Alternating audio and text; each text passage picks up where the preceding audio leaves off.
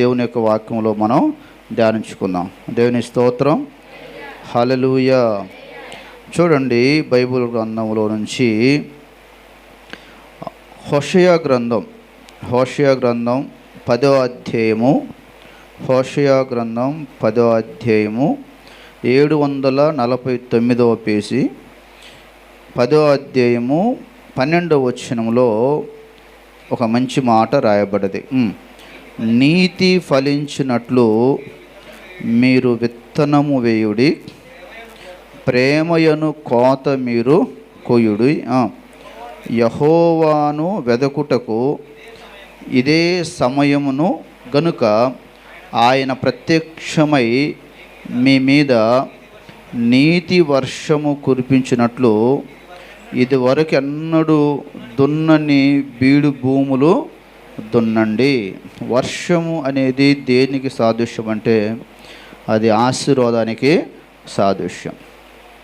వర్షం అనేది దేనికి సాదృశ్యంగా దేవుడు చెప్పాడంటే పరిశుద్ధాత్మకు సాదృశ్యంగా దేవుడు చెప్పాడు. అలాగే వర్షం అనేది దేనికి సాదృశ్యం అని దేవుడు చెప్పాడంటే అది వాక్యానికి సాదృశ్యం.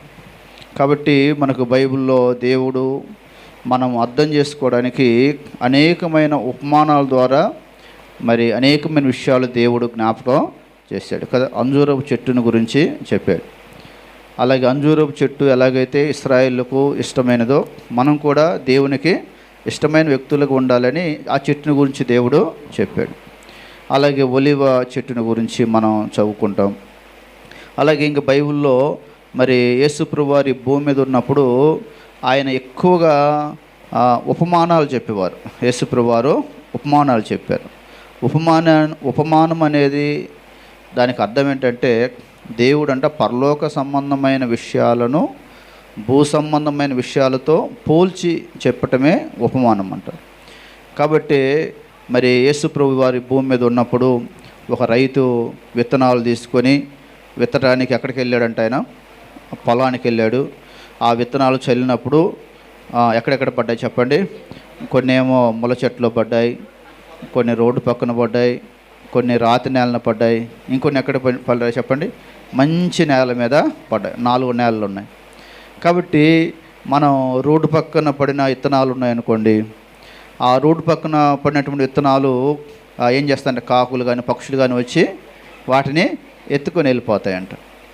అలాగే ముళ్ళ పొదల్లో ఒకవేళ విత్తనాలు పడ్డాయనుకోండి, ఆ ముళ్ళు ఏం చేస్తాయంటే ఆ పంటని పైకి రాకుండా అణిచివేస్తాయి. అలాగే ఇంకా రాతి నేలన పడిన విత్తనం ఉందనుకోండి, ఆ రాతిలో ఏముండదంట, అక్కడ మన్ను లేదు కాబట్టి అది లోపలికి దిగదు. ఒకవేళ అది మంచి నేలలో పడినటువంటి విత్తనం అయితే ఏం చేస్తాయంట అది భూమిలోకి వెళ్ళి అది ఫలించి ఆ మొక్క పైకి వచ్చి అది ఫలాలు మనకి అనుగ్రహిస్తుంది. కాబట్టి యేసు ప్రభువు చెప్పారు, మీరు రాతి నేలలో పడిన విత్తనాల్లాగా మీ హృదయం ఉందా, లేకపోతే త్రోవ పక్కన పడినటువంటి విత్తనంలాగా మీ హృదయం ఉన్నదా, లేక ముళ్ళ పొదల్లో పడినటువంటి విత్తనంలాగా మీ హృదయం ఉన్నదా, లేక మంచి నేలలో పడినటువంటి మంచి పొలమును పండినటువంటి విత్తనములాగా ఉన్నదా అని యేసు ప్రభువారు జ్ఞాపకం చేశాడనమాట. కాబట్టి మనం త్రోవ పక్కన పడిన హృదయం అలాగ మనుషులాగా ఉండకూడదు, అలాగే ముళ్ళ పొదల్లో పడినటువంటి మనుషులాగా ఉండకూడదు, రాతి నేల మీద పడినటువంటి మనుషులాగా మనం ఉండకూడదంట. ఎలా ఉండాలి చెప్పండి, మంచి నేల మీద పడినటువంటి విత్తనం వలె ఫలించాలని దేవుడు కోరుతున్నాడు. ఏం చేయాలి మనం చెప్పండి, ఫలించాలి. కాబట్టి దేవుడు ఏం చేస్తాడంటే ఆయన ప్రత్యక్షమై మీ మీద నీతి వర్షము దేవుడు ఏం చేస్తాడంట కురిపిస్తాడంట. నీతి వర్షం, నీతివంతులుగా జీవించి ఇదివరకు ఎన్నడూ దున్నని బీడు భూములను మీరు దున్నితే ఆ దున్నబడినటువంటి భూమి ఏ ఫలం ఫలిస్తుంది అంటే చెప్పండి, నీతి అనేటువంటి ఫలము ఫలించాలని దేవుడు జ్ఞాపకం చేస్తున్నాడు. మనకు దేవుడు మనం పాట పాడుకుంటాం కదా, మనం వాక్యం అయిపోయిన తర్వాత ఎక్కువ ప్రతి ఆదివారం పాడుకుంటాం, ఆశీర్వాదంబుల్ మా మీద ఏం చేయాలంటే వర్షింప చేయుమీషా, ఆశతో ఉన్నామని మనం పాట పాడుకుంటాం కదా. అయితే దేవుని యొక్క వాక్యంలో దేవుడు అంట మనకి ఆశీర్వాదం అనేటువంటి వర్షమును దేవుడు మనకి పంపిస్తాడు. బైబిల్లో చూడండి, యెహెజ్కేలు గ్రంథం బైబిల్లో చదువుదాం. చూడండి, యెహెజ్కేలు గ్రంథం 34వ అధ్యాయము. యెహెజ్కేలు గ్రంథం 34వ అధ్యాయము చూడండి, 34వ అధ్యాయం 26వ వచనం. 34:26 చదవండి. వారిని నా పర్వతము చుట్టుపట్ల స్థలములను దీవెనకరముగా చేయుదును. ఋతువుల ప్రకారము చూడండి, ఋతువుల ప్రకారం అంటే వర్షాకాలం ఉంది, ఎండాకాలం ఉంది, చలికాలం ఉంది. అలాగే పిల్లరా, దేవుడు అంటున్నాడు ఋతువుల ప్రకారం ఏ కాలంలో వర్షాలు పడాలో ఆ కాలంలో ఆ ఋతువుల ప్రకారం వర్షము కురిపించేదను. ఎలాంటి వర్షం కురిపిస్తాడంటే దేవుడు దీవెనకరమగు వర్షములు కురియును, ఫలవృక్షములు ఫలములిచ్చును, భూమి పంట పండును, వారు దేశంలో నిర్భయముగా నివసింతురు. నేను వారి కాడికట్లు తెంపి వారిని దాసులుగా చేసిన వారి చేతుల నుండి వారిని విడిపింపగా నేనే యెహోవానై ఉన్నానని మీరు తెలుసుకుందురు అని రాయబడ్డది. దేవుడు మనకు ఎలాంటి వర్షం కురిపిస్తాడంటే దీవెనకరం, షోవర్స్ ఆఫ్ బ్లెస్సింగ్ అని పాట పాడతాం కదా, ఆశీర్వాదకరమైనటువంటి వర్షము దేవుడు మనకు ఇస్తాడంట.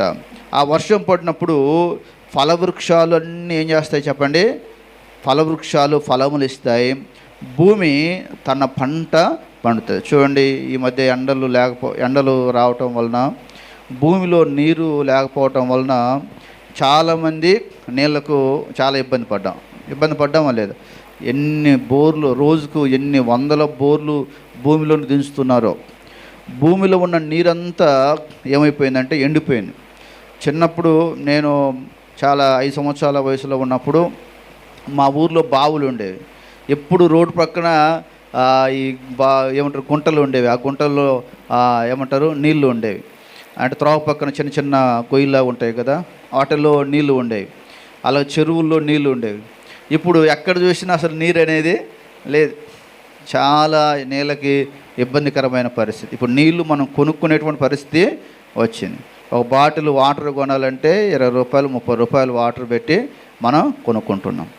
అలాగే పిల్లల భూమిలో నుంచి నీళ్లు తీసుకుందామంటే భూమిలో నుంచి నీళ్లు రాకపోవటం వలన సిటీల్లో కానీ పల్లెల్లో కానీ మరి చాలామంది చాలా ఇబ్బంది పడ్డారు. కారణం ఏంటంటే వర్షం పడకపోవటం వలన భూమిలో ఏమి లేవు చెప్పండి, నీరు లేదు. కాబట్టి వర్షం ఎవరిస్తారు, ఎవరు పంపిస్తారు, ఎవరు పంపించాలి చెప్పండి? దేవుడు ఇవ్వాలి కదా. దేవుడు ఇస్తేనే మనకు మంచి వర్షాలు పడతాయి. బైబిల్ గ్రంథంలో మనం చూస్తే చదవండి, దేవుని యొక్క వాక్యంలో పరిశుద్ధ గ్రంథంలో రాయబడ్డది. పిల్లరా, దేవుని యొక్క ఆమోసు గ్రంథం చదవండి. ఆమోసు గ్రంథంలో ఈ వాక్యం రాయబడ్డది. చదువుతారా? 4వ అధ్యాయము, ఆమోసు గ్రంథం 4వ అధ్యాయము, పేజీ నెంబర్ 757. చూడండి, ఆమోసు గ్రంథం 4వ అధ్యాయము, పాత నిబంధన 4వ అధ్యాయం 7వ వచనంలో ఈ మాట మనం చూస్తాం. మరియు కోతకాలమునకు ముందు 3 నెలలు వాన లేకుండా చేసితని ఒక పట్టణం మీద కురిపించి మరి ఒక పట్టణం మీద కురిపింపకపోతిని. ఎవరంటున్నారు ఈ మాట చెప్పండి? పైన దేవుడుండి ఏం చేస్తున్నాడంట? లేరా, నేను 3 నెలలు వాన లేకుండా చేశాను, ఒక పట్టణం మీద వర్షం కురిపించాను, మరొక పట్టణం మీద వర్షము నేను కురిపింపకపోతిని. ఒక చోట వర్షం కురిసెను, వర్షము లేని చోటు ఎండిపోయాను. దేవుడు అంటే ఒక చోట వర్షం కురిపిస్తున్నాడు, ఒక చోట వర్షము కురిపించటం లేదు. ఇంకా చూడండి, 2-3 పట్టణముల వారు నీళ్లు త్రాగుటకు ఒక పట్టణమునకే పోగా అచ్చట నీరు వారికి చాలకపోయాను. అయినను మీరు నా తట్టు తిరిగిన వారు కారు, ఇదే యెహోవా. దేవుని మాట వినకపోవడం వలన దేవుడంట ఒక పట్టణం మీద వర్షం కురిపిస్తున్నాడు, ఒక పట్టణం మీద వర్షము పడటం లేదు. కాబట్టి వర్షం పడకపోవటానికి కారణం ఏంటంటే మనం చేసిన పాపాలు, మనం చేసిన తప్పులు, మానవులు భూమి మీద చేసినటువంటి అపరాధమును బట్టి సకాలంలో వర్షాలు అనేవి మరి కురవటం లేదు, పడటం లేదు అని దేవుని వాక్యం తెలియజేస్తూ ఉంది. కాబట్టి భూమి మీద మనుషులు ఎలా జీవించాలంటే నీతిమంతులుగా జీవించాలి, నీతిమంతులుగా పరిశుద్ధులుగా జీవించాలి. పరిశుద్ధులుగా మనం ఎప్పుడైతే జీవిస్తామో అప్పుడే దేవుడు మనకు కావలసినటువంటి మరి శ్రేష్టమైనటువంటి మరి వర్షాలను దేవుడు పంపిస్తాడు. ఇంకా బైబిల్లో చదవండి, దేవుని వాక్యంలో నుంచి యోవేలు గ్రంథం 2వ అధ్యాయం చదవండి. బైబిల్లో యోవేలు గ్రంథం దేవుని వాక్యంలో తీయండి బైబిల్ అందరూ. యోవేలు గ్రంథం 2వ అధ్యాయము 23, 24 వచనం చదవండి. ఇలా అక్కడ కూడా దేవుని యొక్క వాక్యంలో దేవుడు మనకు ఈ వర్షమును గురించి జ్ఞాపకం చేస్తూ ఉన్నాడు. చదవండి బైబిల్లో నుంచి. చదువుతారా? ఎవరు చదువుతున్నారు? తీయండి. యోవేలు గ్రంథం 2వ అధ్యాయము 23, 24 వచనాల్లో ఈ వాక్యం రాయబడి ఉన్నది. సియోను జనులారా, ఉత్సాహించి మీ దేవుని యెహోవాయందు సంతోషించుడి. తన నీతిని బట్టి ఆయన తొలకరి వర్షమును మీకు అనుగ్రహించును. వాన కురిపించి పూర్వమందు వలె తొలకరి వర్షమును కడవరి వర్షము మీకు అనుగ్రహించును. కొట్లు వర్షం పడినప్పుడు ఏం జరుగుద్ది? కొట్లు ధాన్యముతో నిండును. క్రొత్త ద్రాక్షరసమును క్రొత్త తైలమును గానకులకు పైగా పొర్లిపారును. మీరు కడుపారా తిని తృప్తి పొంది మీ కొరకు వింత కార్యములను జరిగించిన మీ దేవుడైన యెహోవా నామమును స్తుతించునట్లు నేను పంపిన మిడతలు, గొంగలి పురుగులు, పసర పురుగులు, చీడ పురుగులను నా మహాసైన్యము తినివేసిన సంవత్సరం పంటను మీకు మరలా నేను ఇచ్చేదను. చూడండి, దేవుడు మనకి ఏం చేస్తాడంట? తొలకరి వర్షాలు దేవుడు ఇస్తాడంట.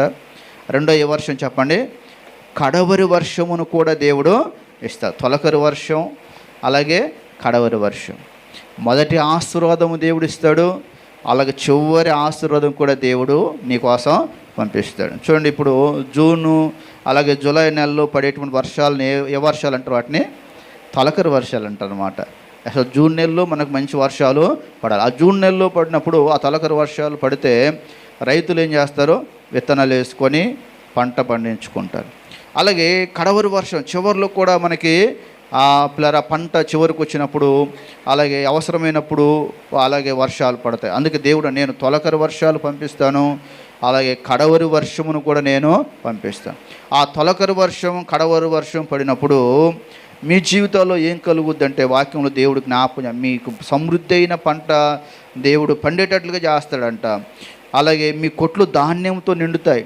క్రొత్త ద్రాక్షరసము క్రొత్త తైలము గానుగులు పైగా పొర్లి పారుతుంది. అలాగే మీరు కడుపార తిని ఏం చేస్తారంటే తృప్తి పొందుతారు. పంటలు పండకపోవటం వల్లనే మనకు సరైన ఆహారం అనేది దొరకట్లేదు. కాబట్టి వర్షాలు పడినప్పుడు దేవుడంట సమృద్ధిగా పంట పండేటట్లుగా దేవుడు చేస్తాడు. కాబట్టి మనం దేవుని సన్నిధిలో ప్రార్థన చేయాలి. వర్షాల కోసం మనం ప్రార్థన చేయాలి. దేవా నన్ను దీవించిన కుటుంబాన్ని అనే కాదు, ప్రకృతి కొరకు ప్రార్థన చేయాలి, వర్షాల కోసం ప్రార్థన చేయాలి. అలాగే మన జీవితాల్లో దేవుడు అనుగ్రహించే ప్రతి మేలును బట్టి మనం దేవుణ్ణి స్తుతించాలని మనం దేవుని యొక్క వాక్యంలో తెలియజేస్తాం. అయితే ఏ దేవుడు పంపిస్తున్నాడో తెలుసా? బైబిల్లో దేవుని వాక్యంలో యోబు గ్రంథం చూడండి, 37వ అధ్యాయము. యోబు గ్రంథం 37వ అధ్యాయం 6వ వచనం. యోబు గ్రంథం 37వ అధ్యాయం 6వ వచనంలో ఇలా ఈ వాక్యంలో మనం చూడవచ్చు. నీవు భూమి మీద పడుమని హిమముతోనూ వర్షముతోనూ మహావర్షముతోనూ ఆయన ఆజ్ఞ ఇచ్చుచున్నాడు. ఎవరికి దేవుడు ఆజ్ఞాపిస్తున్నాడంట? భూమి మీద పడమని హిమం అంటే మంచుకు దేవుడు ఆజ్ఞాపిస్తున్నాడు.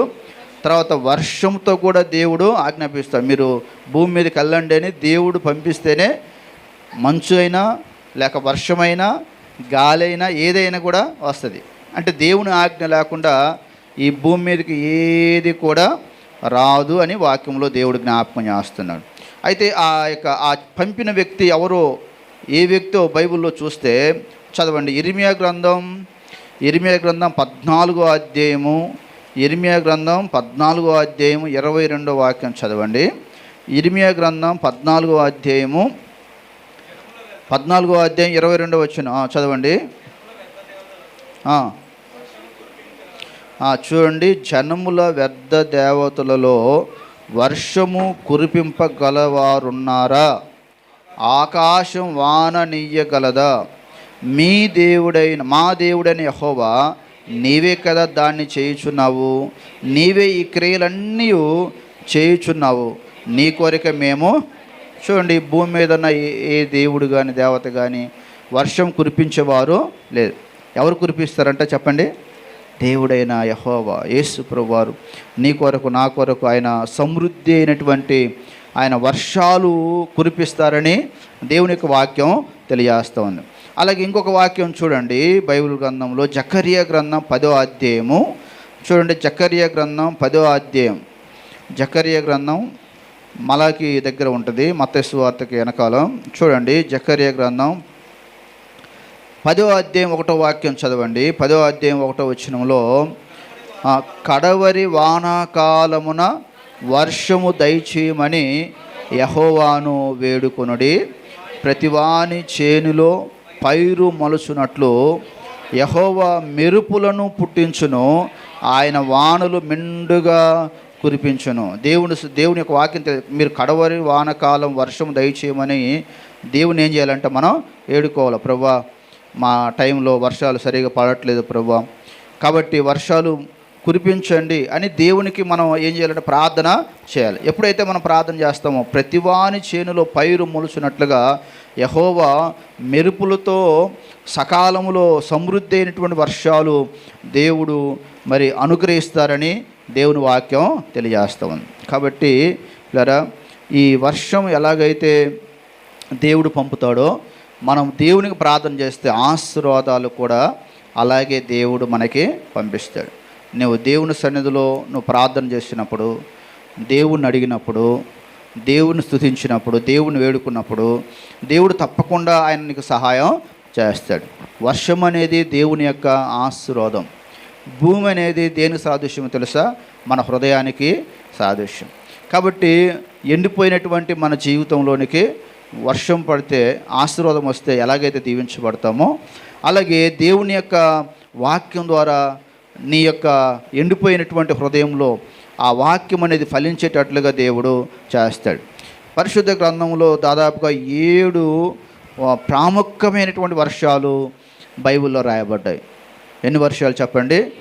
7 ప్రాముఖ్యమైనటువంటి వర్షాలు. మొదటి వర్షం ఒక ప్రచండమైనటువంటి వర్షం అంట. ఏ వర్షం అది? ప్రచండమైన వర్షం. ఎవరి కాలంలో కురిసింది చెప్పండి? Right, very good, 100% correct. దేవుని స్తోత్రం, హల్లెలూయా. ఎన్ని రోజులు కురిసింది చెప్పాలి? 40 రాత్రులు 40 పగలు కురిసిందంట. 40 రాత్రులు 40 పగలు. అంత ప్రచండమైన వర్షం మరి కురవటానికి కారణం ఏంటో తెలుసా? అంత ప్రచండమైన భూమి మీద ప్రజలంట నరుల చెడుతనము భూమి మీద చాలా భయంకరంగా ఉండిపోయింది. మనుషులు పాపములో మునిగిపోయారు, మనుషులు అపరాధములో మునిగిపోయారు. దేవుని భయం లేదు, దేవుడంటే భక్తి లేదు, దేవుడంటే విశ్వాసం లేదు, దేవుడంటే నమ్మకం లేదు. కాబట్టి ఆ యొక్క భయంకరమైన వర్షమును దేవుడు పంపించాడు. నోవాహుతో అంటాడు, ఇదిగో భూమి మీద నరులను నేను చేసినందుకు నా హృదయంలో నేను సంతాపం ఉంటున్నాను. కాబట్టి నోవా, నీవు నీ కుటుంబ సభ్యులు మాత్రమే నీతిమంతులుగా పరిశుద్ధులుగా ఉన్నారు. కాబట్టి మీరు ఓడను తయారు చేసుకుని ఆ ఓడలోనికి వెళ్తే నేను ప్రచండమైన వర్షం కురిపించి ఎవరైతే భూమి మీద మరి నరులుగా ఉన్నారో, లేకపోతే పక్షులు కానీ జంతువులు కానీ జీవాత్మ కలిగినటువంటి ప్రతి జంతువును కూడా ఈ నేలలో నేను తుడిచివేయబోతున్నాను. కాబట్టి నీవు ఓడలోనికి వెళ్ళమన్నప్పుడు నోవాహు ఓడ తయారు చేసుకొని ఆ ఓడలోనికి వెళ్ళిపోయాడంట. ఓడలోనికి వెళ్ళినప్పుడు ఇలా దేవుని వాక్యంలో రాయబడి ఎలాంటి వర్షం కురిసిందో చూడండి. దేవుని వాక్యంలో మనం చదువుదాం. దేవుని యొక్క వాక్యంలో ఆదికాండం 7వ అధ్యాయము చూడండి. ఆదికాండం 7వ అధ్యాయం. ఎంత ప్రచండమైన వర్షం భూమి మీద కురిసిందో బైబిల్లో రాయబడింది. 7వ అధ్యాయం, ఆది కాండం 7వ అధ్యాయము 12వ వచనం లేక 11వ వాక్యం చూడండి. నోవాహు 7వ అధ్యాయం 11వ వచనం, నోవాహు వయస్సు యొక్క 600 సంవత్సరమున 2వ నెల 10వ దినమున మహాగాధముల ఓటలన్నీ ఆ దినమందే విడబడెను, ఆకాశపు తూములు విప్పబడెను, 40 పగళ్ళు 40 రాత్రులు ప్రచండ వర్షము భూమి మీద. ఏ వర్షం ఇది చెప్పండి? మామూలు వర్షం కాదు. ఏం చేశాడంటే దేవుడు ఏం చేశాడు? ఆకాశ తూములను దేవుడు అంటే ఇప్పాడంట. తూములు అంటే పిల్లరా ఇంకా అలా తెరిచాడు అనమాట. ఇంకా ఆకాశాన్ని దేవుడు తెరిచాడు. అలాగే సముద్రాల్లాగా, నదుల్లాగా, అలాగా పిల్లరా భూమి మీద వర్షము కురిసినట్లుగా బైబిల్లో రాయబడింది. ఇంతవరకు అలాంటి వర్షం మరలా పడలేదు. ఇంతవరకు అలాంటి వర్షం పడలేదు. మనం కూడా ఒక వర్షం చూసాం కదా. ఏ వర్షం చూసాం మనం? హుదూద్ తుఫాన్ చూసాం.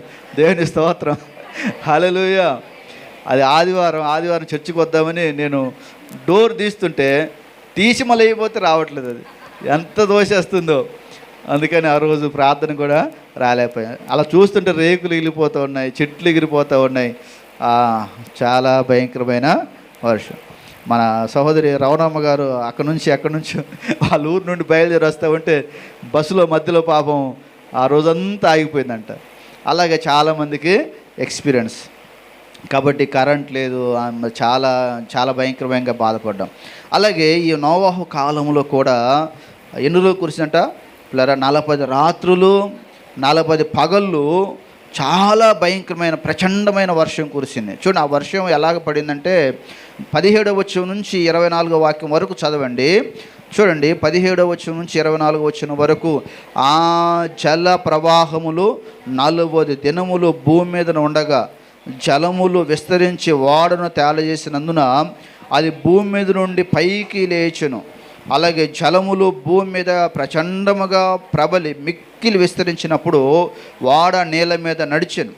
ఆ ప్రచండమైన జలములు భూమి మీద అత్యధికముగా ప్రబలినందున ఆకాశమంతటి క్రిందనున్న గొప్ప పర్వతాలు మునిగిపోయాయంట. పర్వతం అంటే మన ఇక్కడ నుంచి చూస్తే కొండలు ఎలా ఉంటాయి చూసారా? ఆ పర్వతాలు మునిగిపోయాయి. అలా క్రిందనున్న గొప్ప పర్వతాలు మునిగిపోయాను. 15 మూరల ఎత్తున్న నీళ్లు ప్రచండముగా ప్రబలను. 15 మూరలు ఎత్తున్నటువంటి వాటర్ అంటే భూమి మీదకి వచ్చేసింది. అలాగే పర్వతములు మునిగిపోయాను. అప్పుడు పక్షులేమి, పశువులేమి, మృగములేమి, భూమి మీద ప్రాకు పురుగులేమి, భూమి మీద సంచరించు సమస్త శరీరులేమి, సమస్త నరులేమి చనిపోయిరి. పొడి నేల మీద వాటినన్నిటినీ నాసికా రంధ్రములో జీవాత్మ సంబంధమైన ఊపిరి గలవన్నీ చనిపోయాను. నరులతో కూడా పశువులను, పురుగులను, ఆకాశ పక్షులను, నేల మీదనున్న జీవరాశులన్నీ తుడిచివేయబడెను. అవి భూమి మీద నుండకుండా తుడిచివేయబడెను. నోవాహు అతనితో కూడా ఆ ఓడలో నున్నవన్నీ మాత్రమే మిగిలి ఉండెను. అక్కడ చూడండి ఇంకొక మాట, 150 దినముల వరకు నీళ్లు భూమి మీద ప్రచండముగా ప్రబలను. ప్రచండమైన మాట అక్కడ రాయబడదు. 150 రోజులు భూమి మీద దాదాపుగా 15 మూరల ఎత్తునటువంటి నీటితో ఉండిపోయిందన్నమాట. కాబట్టి ఆ దినాలలో చాలా ప్రచండమైన వర్షం కురిసింది. ఆ ప్రచండమైన వర్షం కురవటానికి కారణం ఏంటంటే ప్రజలు దేవుని దృష్టికి నరుల చెడుతనం భూమి మీద గొప్పదిగా కనపడది కనుకనే ప్రజలను దేవుడు తుడిచివేశాడు. అలాగే ఇంకొక వర్షం పడింది చూడండి. నిర్గమాకాండం 9వ అధ్యాయము 23వ వాక్యం చూడండి. నిర్గమాకాండం 9వ అధ్యాయం 23వ వచనం లాంటి 22వ వాక్యం నుంచి చదవండి. యెహోవా నీ చెయ్యి ఆకాశం వైపు చూపుము, ఐగుప్తు దేశమందలి మనుషుల మీదను జంతువుల మీదను పొలముల కూరలన్నిటి మీద వడగండ్లు ఐగుప్తు దేశమంతటా పడునని మోషేతో చెప్పాను. మోషే తన కర్రను ఆకాశం వైపు ఎత్తినప్పుడు ఆయన యెహోవా ఉరుములను వడగండ్లను కలుగజేయగా పిడుగులు భూమి మీద పడుచుండెను. యెహోవా ఐగుప్తు దేశం మీద వడగండ్లను కురిపించను. ఏ వర్షం పడించాడు దేవుడు? వడగండ్ల వర్షం. ఎప్పుడన్నా వడగండ్ల వర్షంలో మీరు బయటికి వెళ్ళి హాయిగా తిరిగి వచ్చారా ఎప్పుడన్నా? దేవుని స్తోత్రం, హల్లెలూయా. మామూలుగా ఈ వర్షానికి అయితే చాలామంది వర్షానికి వెళ్ళి అటు ఇటు ఆడుకుంటూ ఉంటారు. ఈ వడగండ్ల వర్షంలో ఎలా ఉంటాయి చెప్పండి? ఎలాగుంటాయి వడగండ్లు? రాళ్ళలాగా ఉంటాయి అన్నమాట, తెల్లగా ఉంటాయి. ఆ వడగండ్లు అంటే యాక్చువల్గా అవి చాలా మంచిది. ఆ వడగండ్లు అనేవి మా ఊర్లో ఏం చేస్తారంటే అవన్నీ స్టోర్ చేసి ఒక బాటిల్ వేసి, ఎప్పుడైనా తేలు కుట్టిందనుకోండి, ఆ తేలు కుట్టినప్పుడు ఆ వాటర్తో అది కడిగితే ఆ విషం పోయిద్దంట. అయితే ఈ వడగండ్ల వర్షం ఎవరి కాలంలో పడిందంటే పిల్లరా, మోషే కాలంలో మోషే ప్రార్థన చేసి ఐగుప్తీయుల మీద కురిపించాడు. ఎందుకు కురిపించాడంటే పిల్లరా, ఇశ్రాయేలు ప్రజలు ఐగుప్తు దేశానికి వెళ్తే ఐగుప్తు దేశంలో బానిసలుగా పెట్టుకొని వారిని చాలా ఏడిపిస్తున్నారు, చాలా బాధ పెడుతున్నారు. అలాంటి టైంలో పిల్లరా, మోషే ఆ యొక్క ఫరో రాజు దగ్గరికి వెళ్ళి అంటాడు, మేము మా దేవుని ఆరాధించుకోవడానికి మేము కానాని వెళ్ళిపోతాం, మా ప్రజలను పంపించమన్నప్పుడు ఈ యొక్క ఫరో రాజు ఏం చేశాడు తెలుసా?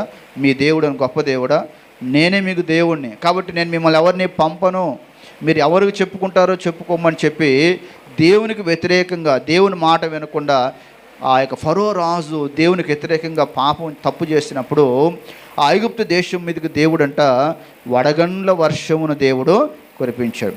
ఆ వడగండ్ల వర్షం ఎప్పుడైతే పడిందో అప్పుడు ఆయన ఏం చేశాడో తెలుసా పిల్లరా, ఆ వర్షం దెబ్బకు తట్టుకోలేక మోషే దగ్గరికి, అలాగే మరి అహరోను దగ్గరికి వచ్చి, అయ్యా నేను పాపం చేశాను. చదవండి అక్కడ దేవుని వాక్యంలో రాయబడి 27వ వచనం చూడండి. ఇది చూడగా ఫరో మోషే అహరోనులను పిలువనంపించి, నేను ఈసారి పాపం చేసి ఉన్నాను, యెహోవా న్యాయవంతుడు, నేనును నా జనులు ఎవరంట?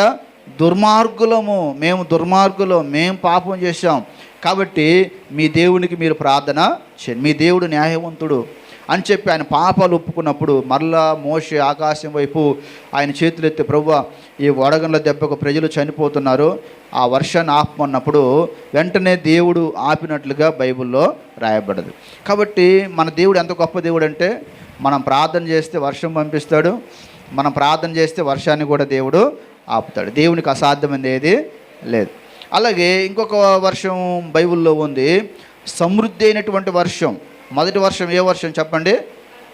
ప్రచండమైన వర్షం. మరలా అడుగుతాను నేను, మరి మీరు చెప్తేనే పంపించేది, లేకపోతే పంపించేది లేదు, వర్షంలో తడిసిపోతారు. దేవుని స్తోత్రం, హల్లెలూయా. మొదటి వర్షం ఏంటి చెప్పండి? ప్రచండ వర్షం. రెండవ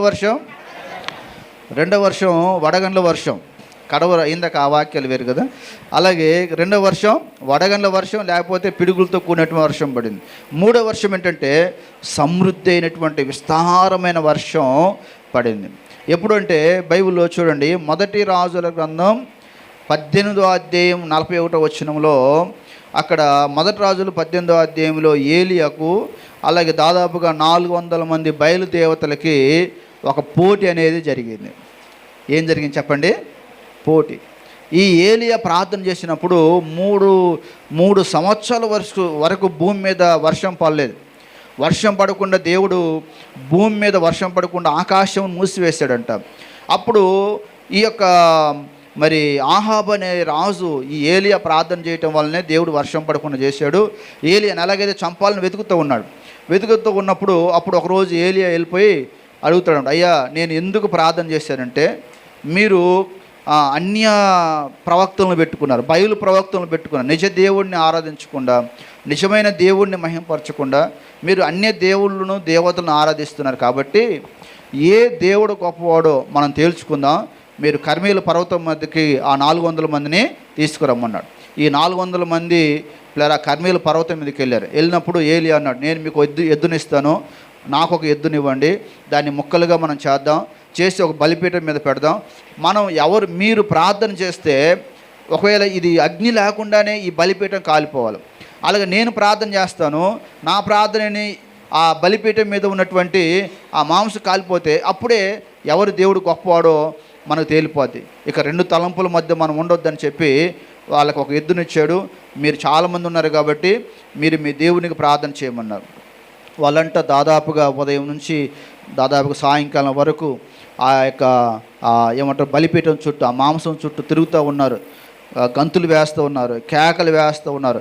రక్తం కారుమట్టుకు వారు మర్యాద చొప్పున కత్తులతో శస్త్రములతో కోసుకుంటున్నారు. అప్పుడు ఏలియా వచ్చి అడుగుతాడు, మీ దేవుడు గొప్పవాడా?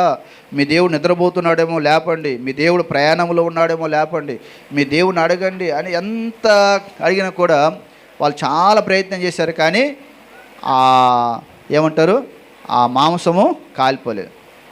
అయితే ఏలియా మీ టైం అయిపోయింది అని చెప్పి ఈ ఏలియా ఏం చేసిండే, ఒక బలిపీఠం కట్టి 12 రాళ్ళతో బలిపీఠం కట్టి ఆ పాడైన బలిపీఠం బాగు చేసి దాన్ని 3 సార్లు నీళ్ళతో తడిపి దేవునికి ఒకే ఒక్క ప్రార్థన చేశాడు. దేవా, నువ్వు అబ్రహాము దేవుడు, నువ్వు ఇస్సాకు దేవుడు, నువ్వు యాకోబు దేవుడు, ఈ ప్రజలందరూ నువ్వు నిజమైన దేవుడని తెలుసుకునేటట్లుగా చేయి అని దేవునికి ప్రార్థన చేయగానే ఆకాశం నుంచి అంటే అగ్ని అలాగ దిగి ఆ బలి పీఠం మీద ఉన్న మాంసమును, ఆ బూడిదను మొత్తం కూడా అగ్నితో దహించి వేసింది. ఎప్పుడైతే పిల్లరా ఆ బలిపీఠం కాలిపోయిందో, ఇక ఏలి ఏం చేస్తే తెలుసా, అక్కడ ఉన్నటువంటి అబద్ధ ప్రవక్తలందరినీ కూడా వధించాడంట. వధించిన తర్వాత ఆయన మోకాళ్ళ మీద దేవునికి ప్రార్థన చేసినప్పుడు చాలా సమృద్ధి అయిన వర్షమును దేవుడు పంపించాడు. దేవుని స్తోత్రం. సమృద్ధిగా వర్షం పంపించాడు. ఆ సమృద్ధిగా విస్తారమైన వర్షం రావడానికి కారణం ఏంటంటే ఏలియా పిల్లరా ఆయన ఒక ఎద్దును వధించాడంట. వధించడం అంటే కారణం ఏంటో తెలుసా? చంపాడు. చంపడం అంటే మన జీవితంలో ఆశీర్వాదాలు రావాలంటే మనలో ఉన్నటువంటి పాపాన్ని మనం ఏం చేయాలంట? చంపివేయండి అని రాయబడ్డది. మనలో ఉన్నటువంటి అతిక్రమాన్ని, మనలో ఉన్నటువంటి దోషమును, మనలో ఉన్నటువంటి పాపమును, మనలో ఉన్నటువంటి చెడ్డ క్రియలను ఏం చేయాలంట? చంపండి. బైబిల్లో ఒక వాక్యం చదువుకుందాం మనం, టైం అయిపోయింది. చూడండి, కొలస్సీలకు రాసిన పత్రికలో పిల్లరా, కొలస్సీలకు రాసిన పత్రిక 3వ అధ్యాయం చూడండి తొందరగా. 3వ అధ్యాయంలో మనం ఏమేమి చంపివేయాలో దేవుని వాక్యంలో రాయబడ్డది. పరిశుద్ధ గ్రంథంలో నుంచి చూడండి 3వ అధ్యాయం 5వ వచనం చూడండి. కావున భూమి మీద నున్న మీ అవయవములను అనగా జారత్వమును, అపవిత్రతను, కామాతురతను, దురాశను, విగ్రహారాధన అయిన ధనాపేక్షను చంపేయండి. ఏం చేయాలంట? జారత్వాన్ని చంపివేసేయండి, విగ్రహారాధనను చంపివేసేయండి, అపవిత్రతను చంపివేసేయండి, దురాశను చంపివేసేయండి. లేరా వీటన్నిటిని ఎప్పుడైతే మనం చంపుతామో అప్పుడే దేవుని ఆశీర్వాదం నీలోనికి వస్తుంది. నీవు దీవించబడాలి, ఆస్వాదించబడాలంటే ఇవి దేవుడు నీ జీవితంలో నీకు దేవునికి వ్యతిరేకమైన కార్యాలను తొలగించుకున్నప్పుడే అప్పుడే ఆశీర్వాదాలు నీ మీదకి దేవుడు పంపిస్తాడు. మనం చంపామా, ఇంకా దేవుణ్ణి మన శరీరంలో చంపని ఇంకేమైనా ఏమైనా ఉంటే వాటిని చంపడానికి మనం ప్రయత్నం చేయాలి, విడిచిపెట్టడానికి ప్రయత్నం చేయాలి. అప్పుడే దేవుడు మనల్ని ఆస్వాదిస్తాడు. అలాగే నేను చదువుతాను, సమయం అయిపోయింది కాబట్టి. అలాగే 4వది అంటే గొప్ప వర్షం పడిందనమాట. గొప్ప వర్షం బైబిల్ ఎజ్రా గ్రంథం 10వ అధ్యాయం 9వ వచనం తర్వాత చదువుకోండి. ఆయన ప్రార్థన చేసినప్పుడు దేవుడు గొప్ప వర్షమును దేవుడు కురిపించాడు. అలాగే ఇర్మియా గ్రంథం 5వ అధ్యాయం 24వ వాక్యంలో 5వ అధ్యాయం 24వ వాక్యంలో అక్కడ రాయబడ్డది, ఆయన తొలకరి వర్షమును మరలా కడవరి వర్షమును దేవుడు కురిపించాడంట. ఏ వర్షం చెప్పండి? తొలకరి వర్షము, తర్వాత కడవరి వర్షం. తొలకరి వర్షం పాపం నుండి విడుదల పొంది దేవుని కృపను పొందుకోవటమే తొలకరి వర్షం. అలా కడవరి వర్షం అనేది దేవుని యొక్క ఆత్మతో మనం నింపబడాలి. అంటే దేవుని వాక్యంలో రాయబడ్డది, మనం మొదటి వారు మాత్రమే కాదు, ఇప్పుడు మనకున్నటువంటి భక్తి మధ్యలోనే ఆగిపోకూడదు. అది ఎక్కడి వరకు వెళ్ళాలి చెప్పండి? చివరి దాకా వెళ్ళాలి. అందుకే బైబిల్ అంటాడు, మేము మొదటివారు కడపటివారు అలాగ ఉండటానికి వీలు అంతం వరకు మన విశ్వాసాన్ని ఏం చేయాలి చెప్పండి? కాపాడుకోవాలి. అలాగే చివరిది ఏంటంటే ప్రవాహవంతమైన వర్షమునంట దేవుడు ఆయన కురిపిస్తాడు. ప్రవాహవంతమైనటువంటి వర్షం. ఈ ప్రవాహవంతమైన వర్షముల గురించి యేసెకేలు గ్రంథం 13వ అధ్యాయము 13వ వచనములో రాయబడ్డది. ఈ ప్రవాహవంతమైన వర్షం లేక ఆశీర్వాదం మన జీవితంలో నిండారుగా మనం పొందాలంటే అక్కడ ఏమి రాయబడిందంటే, మట్టి గోడకు గచ్చుపోత మీరు పొయ్యవద్దు. దేనికి పోయకూడదంట? మట్టి గోడ ఉందనుకోండి, దాన్ని గచ్చిపోత పోస్తే అది నిలబడుతుందా? నిలబడదు. అలాగే విశ్వాసులుగా మనం, లేక దేవుని నమ్మిన బిడ్డలుగా మన విశ్వాసం ఎలాగ ఉండాలి? గట్టిగా ఉండాలి. గచ్చిపోతలు మనం పోయకూడదు. పరిశుద్ధంగా ఉండాలి, నమ్మకంగా ఉండాలి, యథార్థంగా ఉండాలి.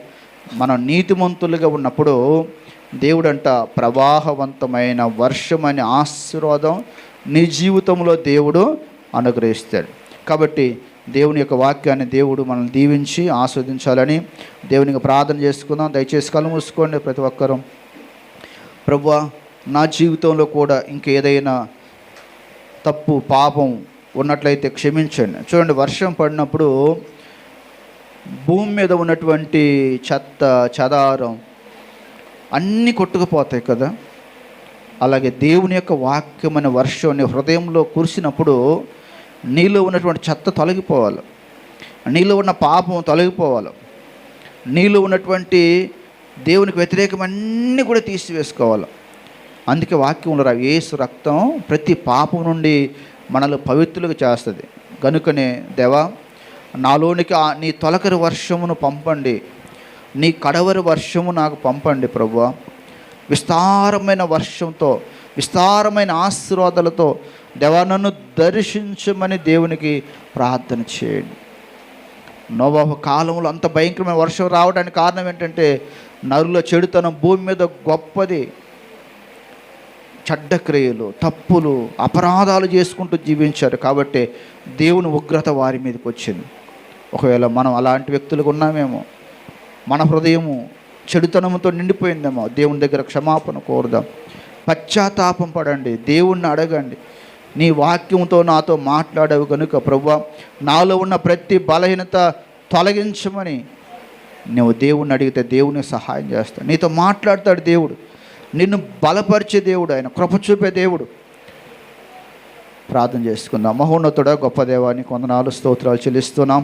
దేవానాయన ఈ మధ్యాహ్నం మరొకసారి మీరు మాకు ఇచ్చిన శ్రేష్టమైన గొప్ప కృపను బట్టి, ధన్యతను బట్టి దేవాన్ని కొందనాలు. ఇక్కడ చేరిన ప్రతి బిడ్డతో తండ్రి మీ వాక్యం ద్వారా మీరు మాతో మాట్లాడిన ప్రతి మాటను బట్టి దేవాన్ని స్తుతిస్తున్నాం, మహింపరుస్తున్నాం. ప్రభువా, మా జీవితాల్లో తండ్రి దేవా మీ తొలకరి ఆశీర్వాదాలు, తొలకరి వర్షము, కడవరి వర్షము, ఓ సమృద్ధైన వర్షమును, ఓ నీతి వర్షమును తండ్రి నాయన మా హృదయాల్లో దానైనా మీరు కురిపించమని దేవా ప్రార్థన చేస్తున్నాం. ప్రభువా, దేవా మీ పరిశుద్ధాత్మతో మేము తడిసిపోవాలి ప్రభువా, మీ ఆశీర్వాదాలతో మేము ముద్దయిపోవాలి ప్రభువా, మీ దీవెనలతో మేము నింపబడాలి. అట్టి రీతిగా ఈరోజు తండ్రి ఇక్కడున్న ప్రతి బిడను ఓ నజరేయుడైన యేసు నామములో ఆశీర్వదించమని దేవా ప్రార్థిస్తున్నాం. ప్రతి పాపమును, ప్రతి బలహీనతను తొలగించి దానైనా నిందారహితులుగా, నీతిమంతులుగా, పరిశుద్ధులుగా జీవించుటకు దా సహాయం చేస్తే మీరే మహిమ పొందమని, దా చేరి వచ్చిన ప్రతి కుటుంబాన్ని, ప్రతి వ్యక్తిని ఆస్వాదించి మీరు మాత్రం మహిమ ఘనత ప్రభావాలు పొందుకోమని, ఇక్కడ వచ్చిన ప్రతి ఒక్కరికి ఏ అవసరతలు వచ్చారో, ఏ అక్కర్లు వచ్చారో, ఏ ఇబ్బందులు ఉన్నారో అవసరతలు, ఇబ్బందులన్నీ తొలగించి మహిమ పొందమని యేసు నామములో అడిగి వేడుకొంచున్నాము తండ్రి. అందరూ లేచి నిలబడదాం. ఆశీర్వాదంబుల్ మా మీద వర్షింపచేయుమీశా, ఆశతో నమ్మియున్నాము నీ సత్య వాగ్దానము. ఈ మాహిమి కృమ్మారించుము, క్రమ్మార ప్రేమ వర్షంబు కృమ్మారించుము. మన తండ్రి అయిన దేవుని ప్రేమ, ప్రభువైన యేసుక్రీస్తు వారి కృప, పరిశుద్ధాత్మని సహవాసం, సమాధానం మనందరి తోడేంటి కాపాడును గాక. ఆమేన్. అందరికి వందనాలు. Praise lord.